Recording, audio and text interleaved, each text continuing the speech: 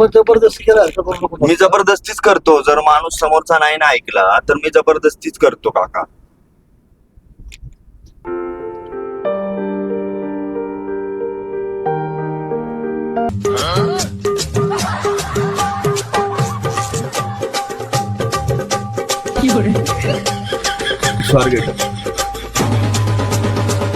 स्वारगेट सरळ आहे का?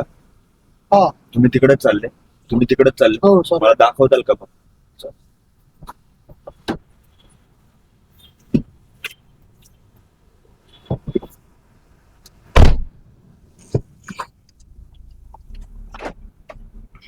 किती किलोमीटर आहे स्वारगेट आपल्याला?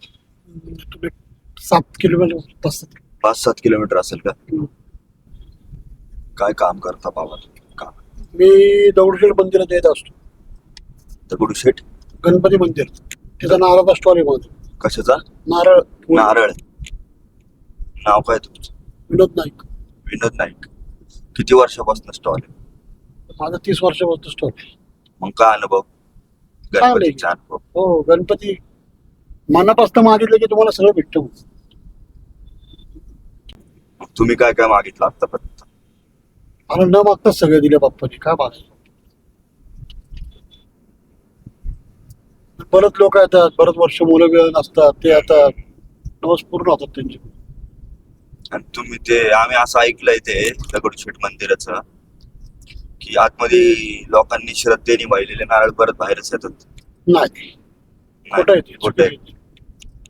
त्यातलं काही नारळ आम्हाला येत नाही. मग त्या नारळाचं ते काय करतात ट्रस्टवाले? आता ते पंचखाद्याचे मोदक बनवतात प्रसादाचे, त्यात ते खोबरं वापरतात ते. अच्छा अच्छा. असं साधारण किती नारळ जमा होतो एका आठवड्यात? एका आठवड्यात किती नारळ जमा होतो? तुमच्या अंदाजे, तुम्हाला आता 30 वर्षाचा अनुभव आहे. नाही 10-15 हजार नारळ गोळा बनतो आठवड्यात. नाव काय म्हणले तुमचं? नाईक ना? विनोद नाईक. विनोद नाईक.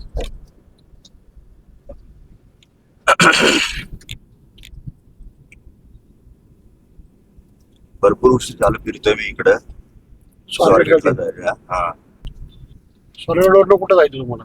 मला जायचंय स्वारगेटला. मेन चौकामध्ये माझं काम आहे. हा. वय असेल तुमचं 50-55. 51. माझ्यासोबत येतात 1 तासभर. तो चलिए शुरू करते हैं. कुठं जायचं? हॉस्पिटलला. कुठले? आमचे डॉक्टर आम्ही काय करतो थोडक्यात तुम्हाला सांगतो. आम्ही काय करतो, जे डॉक्टर जे स्टुडंट आहेत शिकतात ते त्यांना आहे ना ह्युमन बॉडीज लागतात. माहिती असतील तुम्हाला. त्याचे प्रॅक्टिस करायला, प्रॅक्टिकल करायला ह्युमन बॉडी लागतात. तर आम्ही ते सप्लाय करतो. 1 तासभराचं काम असतं.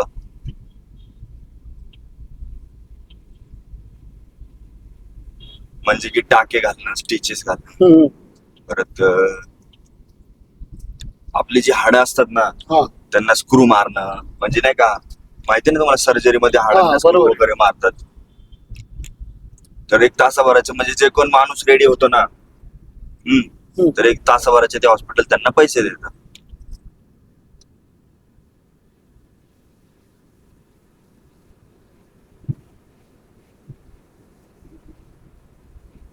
जायचं का?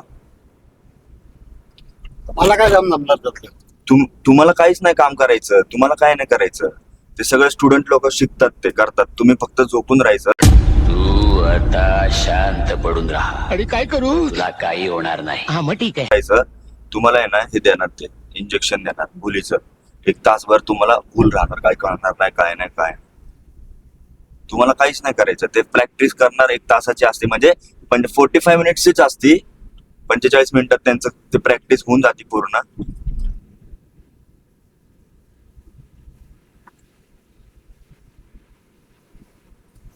सांगू का तुमच्यासाठी एक स्लॉट बुक करायला? आता नको, नेक्स्ट टाइम कर. तुमचा नंबर द्या मला.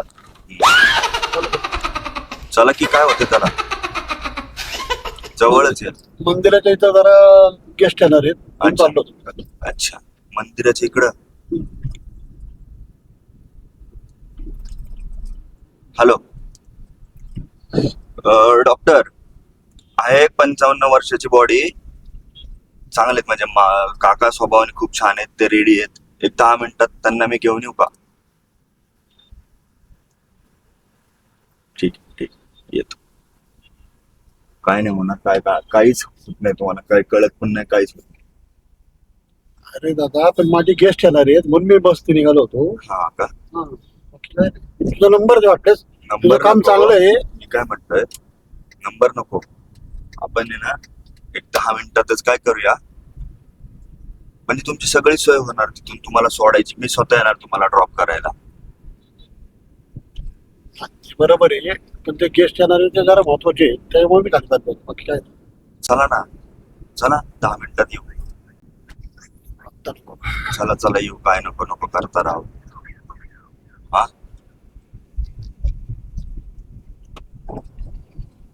येऊ एक 10 मिनिटात. हा नको रे बाळा जरा काम आहे माझं महत्वाचं तिकडे.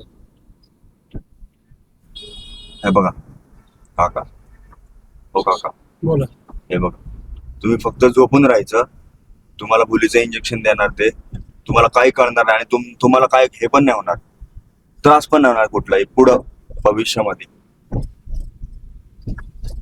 हा आणि सगळं तुमचा मला फिटनेस पण एकदम चांगला आहे, त्याच्यामुळे तुम्हाला काही त्रास वगैरे होणार नाही अरे आणि तुझं त्यांची प्रॅक्टिस होईल, ते महत्वाचं आहे. बरोबर आहे तुझं सगळं महत्वाचं आहे. ते guest येणार आपल्याला ते- तुमच्या इथं जवळच जायचं हॉस्पिटलला, तिथंच जायचं, काय तिथंच करायचं आणि तिथनं लगेच तुम्हाला सोडतो 10 मिनिटात. सॉर्बिटला सोड मला. स्वारगेटला नाही गाडी थांबणार आता. दादा तसं नको करू. दादा मग मी तुम्हाला विचारतोय की किती वेळ झालं व्यवस्थित प्रेमाने.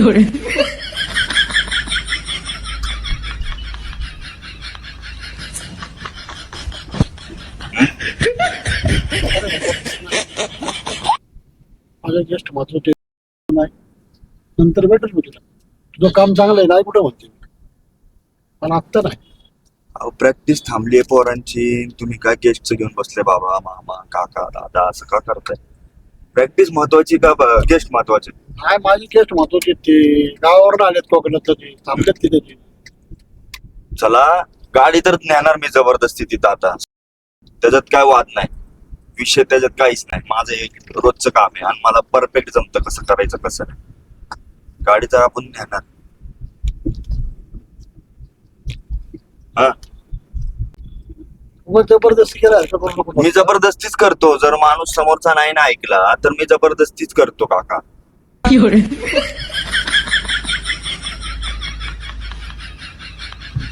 जबरदस्तीच करतो, मी नाही करत.